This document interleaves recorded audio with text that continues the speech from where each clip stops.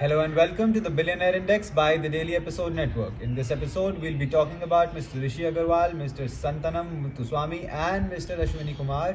Aren't these the people who committed the biggest scam of India, the ABG group wala scam?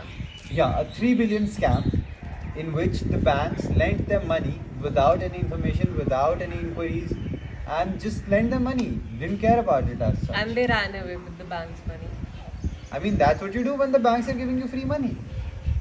But the banks usually lend money to the renowned businessmen, so it's not exactly bank's fault. Yeah, but when those businessmen can't do their business, the bank is supposed to cross-check. The bank is not supposed to just keep giving them money, keep feeding in the business. Okay, fine, it'll work tomorrow or day after. They're supposed to cut off the money at least and recover whatever they can. Over here, the banks knew from 2012 that the company was a defaulter. And even then they took till 2022, over 10 years to figure it out completely that they've been defrauded of over $3 billion. It's one of the biggest scams in India. Oh, the biggest scams in India actually. Let's talk about it. So in this, ABG Group was actually a shipyard company. They would assemble ships. They had an entire shipyard in which they would sell ships, they would assemble ships, they would do everything. And they manufactured over 165 ships in 16 years. Yeah, and in 1985, it was the flagship company that was promoted by Rishi Agarwal. And these were the people from Surat in Gujarat. Aren't a lot of defaulters from Surat and Gujarat? Yeah, we know a lot of them. Exactly. But in their company, they wanted to sell everything shipping related. They were doing that quite well right up until 2012 when the banks realized that something was fishy and stopped giving them money. In 2019, they filed a fraud case against them that they were committing fraud.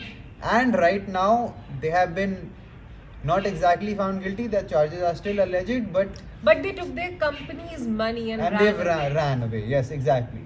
In this situation, blaming just the businessmen is kind of wrong, and that is what I personally believe, that the banks, the people who have loaned the money, the managers, the people who sanctioned those loans are just as much to blame as the people who have ran with the money.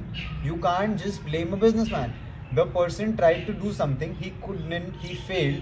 The banks were supposed to keep a check on that. The bank's supposed to keep a check on whether he was failing, whether he was succeeding, what were the earnings, when are they going to get the money back. So do you think this should have happened during Vijay Mallya's case?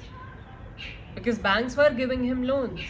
It was not the same thing. Vijay Mallya never took the company's money and ran away. These guys took the company's money. But we are talking about banks here. Banks were giving him loans. Yes, so the people in the banks should be held accountable, whether it be Vijay Mallya, whether it be Nirav Modi, whether these people. But then these people took their company's money and ran away. Exactly. They defrauded their own company. Yeah, and that is where these guys should be held accountable any day. But the people who've given them that money without proper inquiries should also be held accountable, is what I'm saying. That it's not just these people's fault. They were just taking the money that were being given to them from the banks without any inquiries. Like 3 different types of loans from 28 banks. Which includes a $1 billion loan from ICICI Bank, 7,000 crores.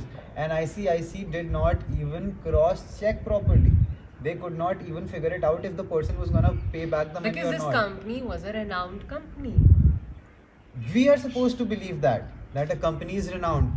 The general public is supposed to believe that a company is renowned. But a bank is supposed to cross-check and see the finances that if the company will ever be able to pay back the money or not. They have risk authentication, what all, and they couldn't figure that out. So do you think if Reliance asks for loans, yeah, so the banks will do that? They'll cross-check everything, the background check and stuff. If Jio asks for a loan, they will not do it. And that is where they're wrong. And that is where there should be a law that the bank should not give money that easily to anybody. And I think that is the change that we should see from this scam. People have become billionaires out of defrauding banks in India, and it's high time that it stops now. It's high time that even banks are held accountable for their actions, just not the people who are trying to scam the banks. They are wrong, but so is the bank, and that's all my point is. Do let us know what you think about this issue in the comment section. Do let us know if you liked this video, if you found it informative, share it with your friends and family. And subscribe the channel.